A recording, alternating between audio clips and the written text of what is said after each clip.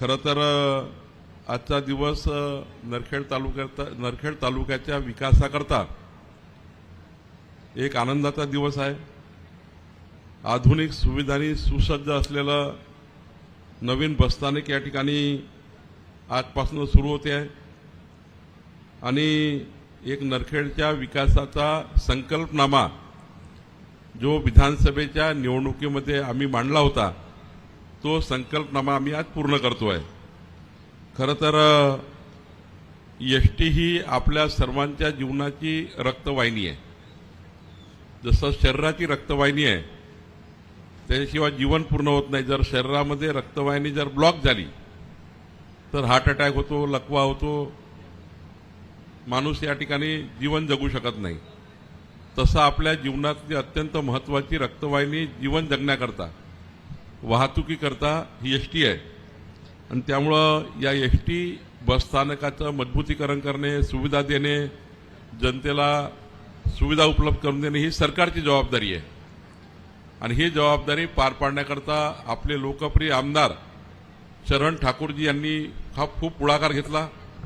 मला या गोष्टीचा अभिमानच आहे की नरखेड आणि काटोलच्या जनतेने एक उत्कृष्ट कार्यकर्ता निवडून दिला, ज्याला आधीच सरकारच्या सर्व योजनांची माहिती आहे। केंद्र सरकारकडनं येणारा, राज्य सरकारकडे येणारा पैसा हा आपल्या मतदारसंघात कसा उडवून आणायचा यामध्ये निष्णात आणि अत्यंत प्रामाणिकपणे काम करून मंत्रालयाचे 7 मजले सर्व मंत्र्याकडे जाऊन, सर्व अधिकाऱ्याकडे जाऊन ज्या ज्या खात्यातनं पैसा मिळत असेल त्या खात्यातनं पैसा आपल्या मतदारसंघात आणला पाहिजे याकरता या महाराष्ट्रामध्ये जे अत्यंत उत्कृष्ट काम करणारे आमदार आहेत त्यामध्ये आमचे चरण ठाकूरजी आहेत, याचा मला अभिमान आहे। आणि आज मला गोष्टीचा अभिमान आहे या 1.25 वर्षाच्या कार्यकाळामध्ये चरण ठाकूरजींनी मागच्या 25 वर्षात जेवढे प्रकल्प रेंगाळलेले होते त्या प्रकल्पाला पुढे नेण्याची भूमिका ठेवली आहे। माझा दावा नाही की सारा बदललाय, हाही दावा नाही की सारा मंजूर झालाय, पण एक प्रामाणिकपणे मंत्रालयामध्ये खालीवर होऊन मुख्यमंत्र्याकडे असेल, माझ्याकडे असेल, सर्व मंत्रिमंडळातल्या सदस्याकडे असेल, यांच्याकडे जाऊन आपण आपला प्रामाणिक प्रयत्न करतोय का? जो शब्द आपण मतदान घेताना दिला होता, शेवटी मतदान आम्ही मागतो तेव्हा कर्ज मागतो लोकांना। निवडून आलेला प्रत्येक व्यक्ती, नगरसेवक असो की आमदार असो की मंत्री असो, यांनी भान ठेवलं पाहिजे ज्या दिवशी तुम्ही निवडणुकीमध्ये उभे होते त्या दिवशी तुमच्याकरता रांगेत लोक उभे होते, तुमची बटन दाबण्याकरता उभे होते, तुम्ही त्यांना मताचं कर्ज मागत होते, तुमच्याकरता कार्यकर्ता राबराब मेहनत करून त्या ठिकाणी काम करत होता। तो दिवस चरण ठाकूरजी नेहमी आठवतात। असा कार्यकर्ता असेल की तो दिवस आपल्याला आठवला की माझी प्रतिष्ठा, माझ्या पक्षाची प्रतिष्ठा पणाला लागली तेव्हा जनतेने मला निवडून दिलं, त्या दिवशी मतदारांचं कर्ज माझ्यावर आहे, ते कर्ज 5 वर्ष मला चुकवायचं आहे, याकरता प्रामाणिक प्रयत्न केला पाहिजे। तो प्रामाणिक प्रयत्न चरण ठाकूर करताय याचा मला अभिमान आहे।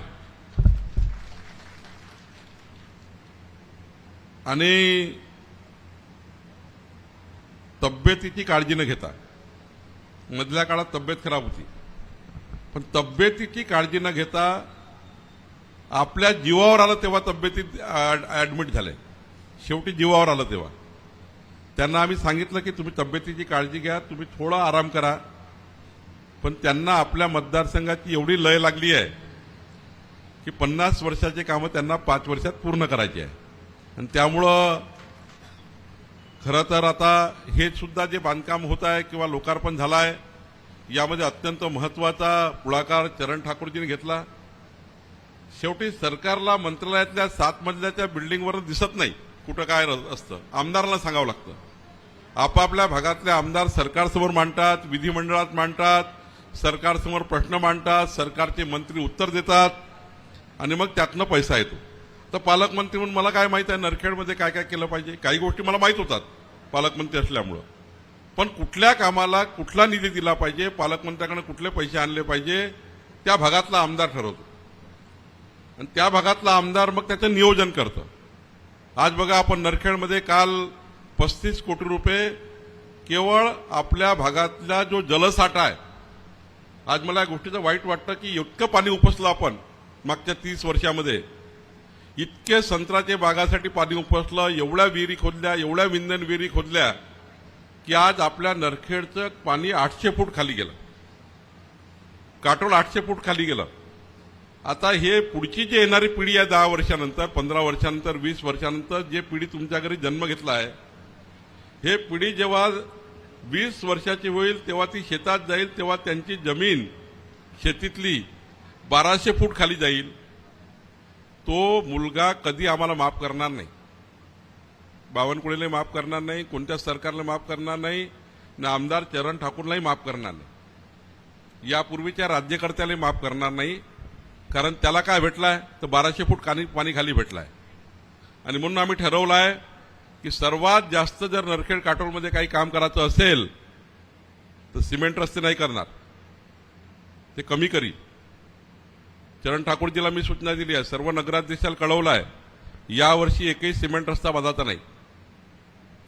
तर जमिनीमध्ये पाणी टाकणारी योजना, या जमिनीमध्ये आपल्याला रिचार्ज शाफ्ट करायचे आहे, जमिनीत पाणी घालायचं, जसं बोरवेल पाणी उपसतं तसं बोरवेल पाणी जाणारी, जमिनीत पाणी जाणारी बोरवेल. या जिल्ह्यामध्ये आपल्याला 3000च्या वर बोरवेल करायच्या, ज्यातनं जमिनीत पाणी जाईल. जेवढं नदी नाल्यांनी पाणी वाहतं, नाल्यामध्ये बोर टाकला तर नाल्यातलं पाणी नाल्यात जाईल, गावातलं पाणी गावात जाईल, शेतातलं पाणी शेतात जाईल. आणि पुढची 20 वर्षाची पिढी त्याला आपल्याला 800 फूट पाणी नाही, त्याला 400 फूट 200 फूट पाणी असलेला तालुका आपल्याला द्यायचा आहे. याकरता काम करायचं आहे, याकरता आपल्याला काम करायचं आहे. यावर्षी आम्ही 3 वर्षाकरता चरण ठाकूरजी तुमच्या सूचनेनुसार 35 कोटी रुपये फक्त जमिनीत पाणी भरण्याकरता देतो आहे, जमिनीत पाणी भरण्याकरता. याची चिंता करावी लागणार आहे. नरखेड काटोलमध्ये तुम्हाला जर पिण्याचंच पाणी मिळणार नाही, उद्या पिण्याच्या पाण्यासाठी भांडणं होणार असेल नरखेडमध्ये, मग बसस्थानक राहून काय फायदा आहे? सिमेंट रस्ते बांधून काय फायदा आहे? रस्ता आहे पण पिण्याचं पाणीच नाही आहे. आणि त्यामुळं आपल्याला या ठिकाणी 35 कोटी रुपयाचा निर्णय आम्ही केला. या ठिकाणी जेवढे साठवण बंधारे असतील, जलसंधारणाची कामं असतील, नदी नाले असतील, तो करण्याचा निर्णय घेतला. आणि दुसरं महत्वाचं, या तालुक्यातल्या प्रत्येक शेतकऱ्यांना शेतामध्ये जाता आलं पाहिजे, याकरता या तालुक्यातले सर्व पांधन रस्ते बांधकाम झाले पाहिजे पुढच्या 4 वर्षामध्ये, याचा निर्णय आम्ही घेतला. चरण ठाकूरजी यांनी प्लान तयार केला. यावर्षी आम्ही 7.5 कोटी रुपये काल एचडीओला दिले, पुन्हा आता आम्ही 10 कोटी रुपये एचडीओला देतोय. या तालुक्यामधल्या पुढच्या 5 वर्षामध्ये किमान, माझा दावा नाही की सारं बदलेल. आता मी सिंगारखेड्याला एक पांधन पाहून आलो, त्यांनी पांधन बनण्यापूर्वी तर तो कमरेभर नाला होता, आता ते पांधन बांधल्यामुळं खडीकरणाचा रोड झाला. जर खडीकरणाचा रोड असेल, शेतात जाणारा रस्ता असेल, शेतात पाणी असेल आणि शेतात वीज असेल, तर शेतकऱ्याचा पोरगा कधी चपराशाची नोकरी मागायला जाणार नाही. तो आपल्या शेतामध्ये डबल पीक घेईल, टिबल पीक घेईल आणि आपल्या शेतामधली प्रोडक्टिव्हिटी वाढवेल. खरं जर नरखेडमध्ये काम करायचं असेल चरण भाऊ, तुम्हाला मला काम करायचं, या भागातल्या शेतकऱ्याला मजबूत केलं पाहिजे, या भागातली शेती ओलिताखाली आणली पाहिजे. या भागातला 800 फूट पाणी वर गेला, कमी गेला, त्याला 800 फूट पाणी खाली गेला, त्याला वर आणलं पाहिजे जमिनीतलं पाणी. याकरता काम करायचं आहे आणि म्हणून आम्ही याकरता काम करतो आहे. एवढंच नाही तर ही गोष्ट खरी आहे की माननीय चरणसिंग ठाकूरजींनी सांगितलं की महाराष्ट्रामध्ये पॅरामीटर ठरलं होतं, ज्या तालुक्यातली लोकसंख्या जास्त, ज्या तालुक्यामध्ये आरोग्य सेवा कमी आहेत, एका जिल्ह्यातला एक तालुका निवडायचा, तिथे उपजिल्हा रुग्णालय करायचं. आता माझ्या कामठीमध्येही होतं, मौद्यामध्ये होतं, कुईमध्ये होतं, उमरेडमध्ये होतं. 13 तालुक्यात 13 मागण्या होत्या, पण काटोलच का निवडलं गेलं? कारण काटोलमध्ये जे पॅरामीटर आहे ते काटोल फिक्स झालं आणि त्यामुळे सरकारी जे योजना असतं, सरकारी यंत्रणा असतं, ज्या पॅरामीटरवर येतं त्या पॅरामीटरवरती आली आणि त्यामुळे आमदार साहेबाचा याच्यात काही दोष नाही आहे. काटोलला कशाला नेतील? आणि त्या ठिकाणी मग पालकमंत्री मी आहे तर मी कामठीला घेऊन गेलो असतो. पालकमंत्री मी आता माझ्या मतदारसंघात मौद्याला मी घेऊन गेलो असतो, पण नियमात बसत नव्हतं. जी गोष्ट ज्या तालुक्यात नियमात बसते त्याच तालुक्याला मिळतं. आता या जिल्ह्यातला काटोल तालुका बसला आणि म्हणून काटोलला उपजिल्हा रुग्णालय मिळालं. आणि मग आता बावनकुळेंनी शब्द दिलाय, चरण ठाकूरनी शब्द दिला, रे बाबा शब्द दिलाय ना, पण आम्ही 5 वर्षाकरता मतं घेतले, 1 दिवसाकरता नाही घेतले. आणि ठरवला की 5 वर्षामध्ये आम्ही जे काही वचन दिले आहे, जेव्हा आम्ही निवडणुकीत उभं होतो तेव्हा काही वचनं दिले आम्ही, त्या वचनाची पूर्ती करायची आहे 5 वर्षामध्ये. त्यामुळे ही गोष्ट खरी आहे की नरखेडचं उपजिल्हा रुग्णालय, मग आता इतके मागे लागले चरण भाऊ, मनोज कोरडे वगैरे सर्व इतके मागे लागले, बाराई वगैरे, श्यामराव बाराई वगैरे, की यांना जीवन जगणं मुश्किल करून टाकलं. म्हणजे असा तुफान जसं काही बॉम्ब पडला. आणि मग विरोधकांनी टीका टिप्पणी केली तर विरोधकाची टीका टिप्पणीवर आधारून त्या ठिकाणी निर्णय करायचे. तर मी ठीक आहे, मग निर्णय झाला. मी स्वतः मुख्यमंत्र्याकडे गेलो, चरणसिंग ठाकूरजी माझ्यासोबत आले, मनोज कोरडे आले. आणि आज मला या गोष्टीचा अभिमान आहे की या महाराष्ट्रात कुठल्याच जिल्ह्याला एका विधानसभेत रामटेकमध्ये भेटू शकलं असतं, एखाद्या वेळी कुहीमध्ये विशेष बाब करता आली असती, पण एका विधानसभेमध्ये 2 उपजिल्हा रुग्णालय करून घेणे आणि ते की नाकावर टिच्चू ठेवून करून घेणे, मान दाबून करून घेणे, हे काम फक्त चरण ठाकूरच करू शकते, दुसरं कोणी करू शकत नाही. आणि म्हणून मी चरणसिंग ठाकूरजी आपलं सर्वांच्या समोर अभिनंदन करतो. आज मी त्याच्यावर सही केली, मुख्यमंत्र्यांनी सही केली असतील बहुतेक संध्याकाळी, माझी सही झाली होती परवा येता येता पालकमंत्री म्हणून. आता हे कोण मांडताय लोकांसमोर, उपजिल्हा रुग्णालय झालं नाही. काही काही लोकांना सवय आहे, काही काही लोकांना किती वाईट सवय राहतं, लग्न करतं, लग्न झालाय आणि 20-20 वर्ष पोरं बारं होत नाही. आता लग्न झालं 20 वर्ष मुलं बाळ झालं नाही, तर आमचा दोष आहे का?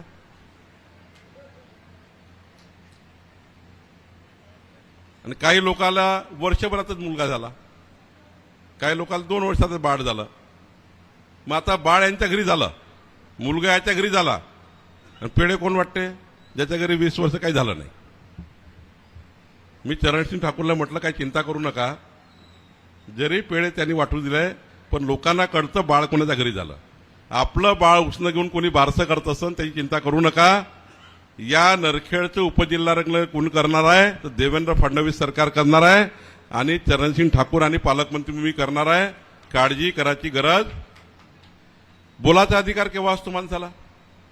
मी मंत्रिपदावर आहे, पालकमंत्री पदावर आहे, आणि मी माझ्या पदाचं योग्य काम केलं नाही तर मला लोकांना बोलायचा अधिकार आहे. मी काम करायचं नाही, मी पदावून गेल्यावर सांगायचं हा नवीन पालकमंत्री काहीच करत नाही, हा आमदार काहीच करत नाही. 20 वर्ष 25 वर्ष तुम्हाला संधी मिळाली आहे. आणि त्यामुळं मनोज कोरडेला मी नेहमी सांगतो, मनोज कोरडेला माईक भेटला का तो माईक फोडल्याशिवाय राहतच नाही. कशाला बोलायचं, का करायचं आपल्याला बोलून? आज आपल्याला जबाबदारी दिली सरकारने, आपण काम करू. लोकांना कळेल की 5 वर्ष त्यांनी पूर्ण काम केले, सांगितलेले. लोक पुन्हा मतदान देतील आपल्याला. शेवटी जनतेला कळतं कोण काम करतं कोण नाही.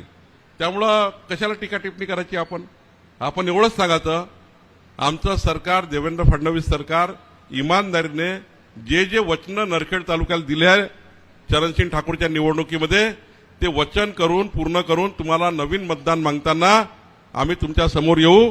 तुम्हाला पुन्हा मतदान मागायच्या पूर्वी आम्ही तुमचे वचन पूर्ण करू. ही आमची जबाबदारी आहे, ती आम्ही केल्याशिवाय राहणार नाही. एवढंच या ठिकाणी सांगतो. या ठिकाणी भरपूर काही गोष्टी बोलायच्या आहे, भरपूर काही गोष्टी करायच्या आहे. या ठिकाणी खूप मागण्या आल्या आहेत, त्या मागण्या पूर्ण करायच्या आहे. ज्यांनी मला आता निवेदन दिलं त्यांच्या समोरच मी त्यांचे काम करून देतो. काही लोकांनी निवेदन आणले असतील तर नंतर द्या, पण मी साधारण जे जे काही निवेदन माझ्या समोर येतात त्याचा अंतिम कारवाई करतो आणि त्यामुळे निश्चितपणे सर्व कामं करून देण्याचा प्रयत्न करील. खरं तर मी तुमचे आभार मानले पाहिजे की आज तुम्ही चरणसिंग ठाकूरला आमदार केलं. दुसरं, मनोज कोरडेला या भागाचा नगराध्यक्ष केला या शहराचा. तिसरं, उपकारात तुम्ही नवीन केले की डॉक्टर पोद्दार आता या नगरसेवकातनं आमदार झाले. संजय भेंडेसारखा कर्तृत्ववान कार्यकर्ता नागपूर नागरिक बँकेचे अध्यक्ष आता आमदार झाले. या जिल्ह्याला आता चरण ठाकूर एकटे आमदार नाही आहे. चरण ठाकूर सोबत डॉक्टर पोद्दार आहे, चरण ठाकूर सोबत संजय भेंडे आहे, चरण ठाकूर सोबत चंद्रशेखर बावनकुळे आहे, चरण ठाकूर सोबत नितीन गडकरीजी, देवेंद्र फडणवीस आहे आणि आम्ही सर्व कार्यकर्ते आहोत, नेते नाही आहोत. आणि त्यामुळे आपण काळजी करू नका. जे जे काही वचन दिले आहे ते पूर्ण करू. पोद्दार साहेब, यावर्षीच्या फंडातले काही पैसे आपण नरखेड तालुक्याला द्या, पण देताना सिमेंट रोड देऊ नका. संजय भेंडेजी, तुम्ही यावर्षी पैसे द्याल तर यावर्षी जिल्ह्यामध्ये सिमेंट रोड द्यायचे नाही. आज मी काटोल नगरपालिकेला 8.5 कोटी रुपये दिले आहेत, कालच आदेश पारित केले आहे. नरखेडला 9.5 कोटी रुपये दिले आहेत नरखेड शहराकरता, आणि मोवाळ करता आपण 7.5 कोटी रुपये दिले आहेत मोवाड शहराकरता. पण माझी विनंती तिन्ही नगराध्यक्षाला आहे, एकही सिमेंट रोड करायचा नाही. यावर्षी काय करा, जलसंधारण, स्वच्छता, पाणी पुरवठा, अंगणवाडी, शाळा, वृक्षारोपण, जे बेसिक काम आहे, झोपून उठल्यापासून झोपतपर्यंत जनतेला. खूपच रस्ता खराब असेल तर एखादा रस्ता खडीकरण करा. मी सिमेंट रस्ते का म्हणतोय करा म्हणून, सिमेंट रस्त्याला एका सिमेंट रस्त्यामागे 10,000 लिटर पाणी लागते. 10,000 लिटर पाणी कुठून काढतो आपण? कुठून काढतो पाणी? जमिनीतून काढा का नाही? कशाला जमिनीतून पाणी काढतो? सध्या जमिनीत पाणी भराचे दिवस आले. माझी तुम्हाला हात जोडून विनंती आहे, नरखेड तालुक्याला वाचवायचं असेल, तुमच्या पुढच्या पिढीला, तुमच्या लहान लहान बाळाला वाचवायचं असेल ना, तुम्ही सर्वांनी आपापल्या घरातून पाणी आतमध्ये टाका जमिनीमध्ये. जेवढं पाणी तुमच्या घरात पावसाळ्याचं पडेल, खड्डा करा एक गोल. तुम्ही मजाक करू नका आणि माझ्या मजाकवर घेऊ नका. मी तुम्हाला सांगतो, 10 वर्षानंतर तुमचा मुलगा तुम्हाला माफ करणार नाही, तुमचा नातू तुम्हाला माफ करणार नाही. सर्वांनी उद्यापासून एक खड्डा करा आपल्या घरासमोर 2 फुटाचा. जेवढं पाणी अंगणात पडेल, जेवढं पाणी इथं पडेल ते जमिनीत गेलं पाहिजे. सर्व अधिकाऱ्यांना माझ्या सूचना आहेत. आता नरखेड तेवढं बसस्थानक केलं आहे तुम्ही, इथे रेन वॉटर हार्वेस्टिंग करा पहिले.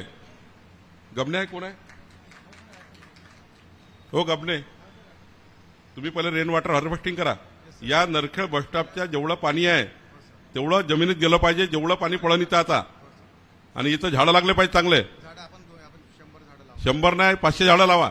100 ने काय होत नाही. झाडं लावणे आणि जमिनीत पाणी घालणे.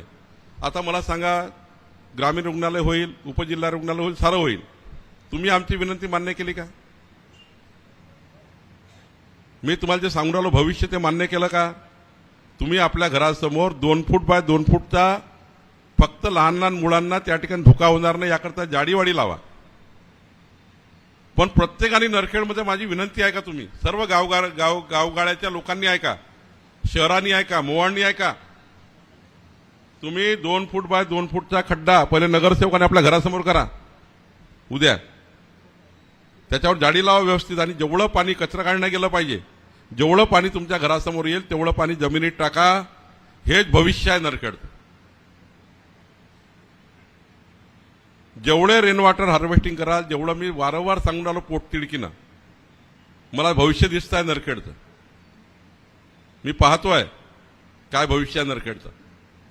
हे 10 वर्षानं माझा कोणी व्हिडिओ काढेल ना तर सांगेल, मी कुणीतरी सांगेल की हो चंद्रशेखर बावनकुळे खरं सांगितलं होतं.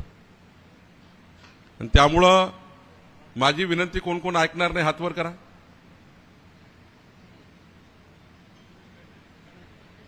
एक जण आहे ना, ऐकतो म्हणजे त्याला कळलं नसेल विचारायला. म्हणजे जमिनीत खड्डा कराल का घरासमोर? तुम्ही एवढा सुरुवात करा, तुम्ही आणि तुमच्या आजूबाजूला 10 घरं. मी 5 मिनिट जास्त वेळ घेतो तुमचा भाषणाला. मी बाकीचं काम नंतर करीन. सर्व काम मी करून देईल, जेवढे सांगितले तेवढे. मनोज कोरडे जेवढे म्हणून तेवढे काम करील. पण माझी विनंती अशी आहे, सरकारने सांगितलेलं काम केलं पाहिजे. मी सरकार म्हणून सांगतोय, कार्यकर्ता म्हणून सांगतोय, नरखेडचा जावाई म्हणून सांगतोय. तर जावयाचं ऐकणार नाही कमीत कमी. किती बाय कितीचा खड्डा कराल? 2 फूट बाय 2 फूट. काही लोकांना 3 फूट करा वाटलंय. पण चांगला जाडी लावा. मला लहान मुलं घरात राहते त्या खड्ड्यामध्ये, त्याचा ऍक्सिडेंट होऊ नये. हे भविष्य आहे तुमचं. आणि त्यामुळे आपण सर्वांनी, माझी विनंती आहे का, डॉक्टर पोद्दारला माझी विनंती आहे, जिल्ह्यात फिरताना पहिले हे काम करायचं आपल्याला. पुढच्या वेळी नरखेडला आल्यावर ना, कुणाच्या घरी मी चहा प्यायला गेलो ना, तर मी तो खड्डा पाहिल पहिले, ऐका नाही घरासमोर, तर चहा प्यायला जाईल.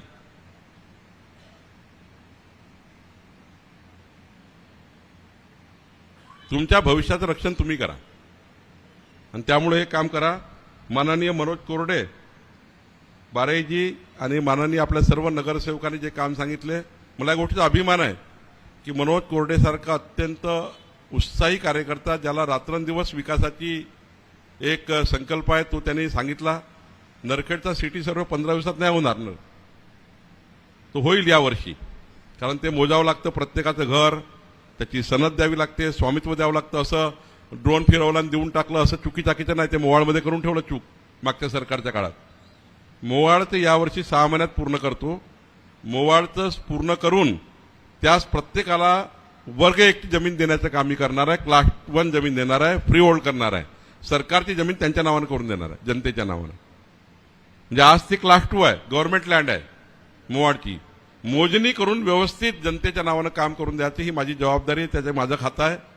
दुसरं, ह्या नरखेडचं पूर्ण स्वामित्व करून देणे ही माझी जबाबदारी आहे. प्रत्येकाचा मॅपिंग करून देणे, प्रत्येकाचा घराचा मॅप तयार करून देणे, सरकारी मॅप देणे, सीटीएस करून देणे, तुमचा भूमी अभिलेख करून देणे ही माझी जबाबदारी आहे. ते मी पुढच्या 6 महिन्यात करून देतो. 15 दिवसात नाही होणार. तुम्ही काही मनोज कोरडे मला सांगितलं मी करू असं नाही होत. कारण मोजणी करावं लागतं, त्याला 4 कोटी रुपये भरावे लागतील. कारण आपण शब्द दिलाय प्रत्येकाला 4,000 रुपये खर्च येणार आहे.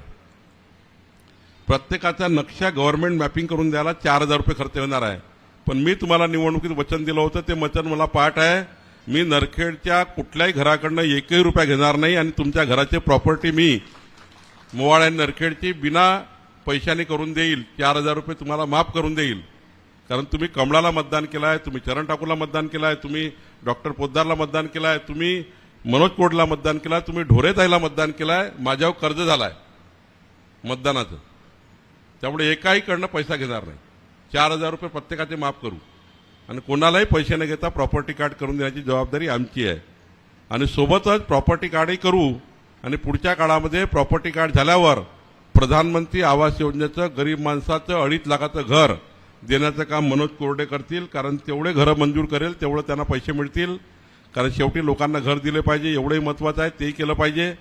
मी पुन्हा एकदा नरखेडच्या ज्या ज्या गोष्टी आपण बोलल्या आहे आणि सर्वात महत्त्वाचं, आता नरखेडला मी गल्लोन गल्ली चौकानं चौकामध्ये सीसीटीव्ही लावतोय.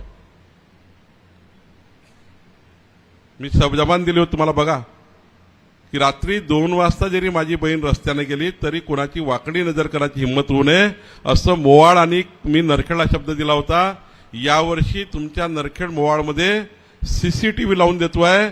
कोणी या ठिकाणी गावाला असुरक्षित करणार नाही, कोणी चोरी करू शकणार नाही, चोराचा उद्देश पूर्ण होणार नाही, तुमचं घर सुरक्षित राहील, तुमचे मुलं बाळ सुरक्षित राहील अशी व्यवस्था करतो आहे.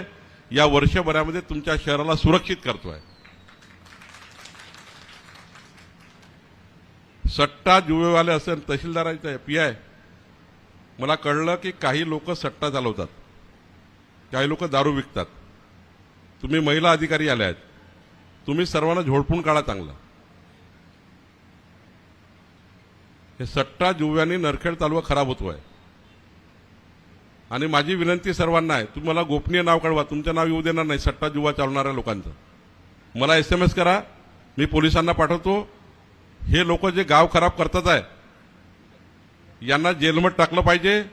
देवेंद्र फडणवीस सरकार, आमचं सरकार हे मजबूतीनं काम करायला तयार आहे. पण आम्हाला कळलं पाहिजे, आम्ही काय 10 जोडे नाही आमच्याकडे. तुम्ही कळवा ना आजूबाजूच्या लोकांनी, इथं सट्टा चालू आहे, तुम्ही SMS टाका फक्त मला, बाकी जबाबदारी संपली. तुमचं नाव नाही येऊ देणार मी, की मग पैसे सांगे फलाने मेसेज केला थोडी सांगणार आहे मी जबाबदार पदाधिकारी आहे. तुमच्या जीवाला धोका थोडी पोहोचणार आहे मी मला धोका देईल. त्यामुळे यानंतर नरखेडमध्ये सट्टा जुवा दारू चालवणाऱ्या लोकांची नावं मला SMS करा. माझा नंबर सर्वांजवळच आहे आणि त्या नंबरवर मला SMS टाका फक्त, याच्याकडे सट्टा चालू आहे. ठरवलं आहे सरकारने या सर्वांना या जिल्ह्याबाहेर काढायचं, या अशा आरोपीला गावात ठेवायचं नाही. आणि त्यामुळे तोही सट्टा जुवा बंद झाला पाहिजे, दारू बंद झाली पाहिजे, याकरता काम करायचं. मनोज कोरडे यावर काम करा. कोणत्या कंटात सट्टा जुवा चालू आहे मला कालच SMS आलाय नरखेडमधून. जरा PI चेक करा, सट्टा जुवा चालू सुद्धा बंद करा, दारू बंद करा या शहराची. बिलकुल मागा पुढे पाहता नाही महिला अधिकाऱ्यांनी, तुम्ही तर उलट त्या बंद केलं पाहिजे सर्व. कोणाला प्रोटेक्शन देऊ नका. आणि कोणाचाही फोन आला तुम्हाला तो भाजपचा राहो का काँग्रेसचा राहो कुणाचे राहो, बिलकुल सोडायचं नाही सट्टा जुवावाल्यांना आणि दारूवाल्याला. या शहराला चांगलं करायचं आहे, आपल्याला या जिल्ह्याला चांगलं करायचं आहे आणि त्यामुळे याच्याकरता काम करा. मी पुन्हा एकदा आपले सर्वांचे आभार मानतो. माझं भाषण झालं, देवेंद्रजीचं भाषण झालं, तुम्ही मनोजला निवडून दिलं, चरणसिंग ठाकूरला निवडून दिलं, त्याचे जमानतदार आम्ही आहोत आणि मनोज कोरडेने जे काही शब्द दिले या शहराला ते शब्द पूर्ण करण्याची जबाबदारी आमची आहे, माझी आहे, देवेंद्र फडणवीसजीची आहे, नितीन गडकरींची आहे, चरणसिंग ठाकूरची आहे, डॉक्टर पोद्दारजीची आहे. डॉक्टर पोद्दारजीने 20 मिनिट भाषण दिलं होतं.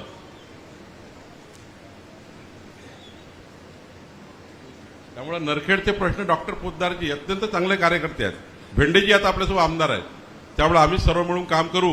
मी पुन्हा एकदा एक चांगलं बस स्टँड बांधलं गमने आणि टीमनी. आता बांधलं चांगलं, पण गाड्या वाढवायच्या आपल्याला. 50च गाड्या आता नवीन आल्या, पुन्हा 50 गाड्या मला आणायच्या आहेत. ज्या गाड्या येतील गमने आता 50 पुन्हा, तर नरखेडला जास्त द्या. 10 गाड्या नाही 15 गाड्या वाढून द्या नरखेडला. नरखेड काटोलला जी जास्त येईल एक लक्षात ठेवा गमने. मी हेच सांगितलं कालच्या बैठकीत तुम्ही नव्हते चरण ठाकूर. मी सांगितलं की माझ्या 58 अधिकाऱ्याला बोललो होतं काल. मी काल जिल्ह्यातल्या 58 अधिकाऱ्याला बोलून सांगितलं या पालकमंत्र्याचे अधिकारात जे 1400 कोटी आहे त्यामध्ये 50-100 कोटी रुपये इकडे तिकडे कमी झाले चालन, पण जास्तीत जास्त काटोल नरखेडला पैसे द्यायचे आहे. कारण काटोल नरखेड मागं पडला आहे हे आम्ही मान्य केलं आहे सरकारने. आणि म्हणून या ठिकाणी मी काल अधिकाऱ्याला सांगितलं जे योजना करायच्या असेल त्या काटोल नरखेडला जास्त करा. 100-200 कोटी रुपये जास्त देऊ काटोल नरखेडला. का आपल्याला जिल्हा जर सारखा नसेल तर प्रत्येकाला न्याय भेटला पाहिजे. माझी विधानसभा पालकमंत्र्याची म्हणून समोर गेली, हे मागे गेली असं नको आहे. यावर्षी आम्ही ठरवलं आहे पुढच्या 5 वर्षात की नरखेड हे कामठीच्या बरोबरीत आलं पाहिजे, नरखेड हे मौदाच्या बरोबरीत आलं पाहिजे, काटोले या ठिकाणी सावनेरच्या बरोबरीत आलं पाहिजे, याची पाण्याची लेवल वाढवली पाहिजे. सारं करतोय आम्ही, पण याचा अर्थ असा नाही थोडा वेळ लागेल. 5 वर्षाकरता आपलं सरकार आहे आणि या 5 वर्षात चरण ठाकूरने दिलेला शब्द पाळणे ही आमची जबाबदारी आहे. सर्वांचे धन्यवाद.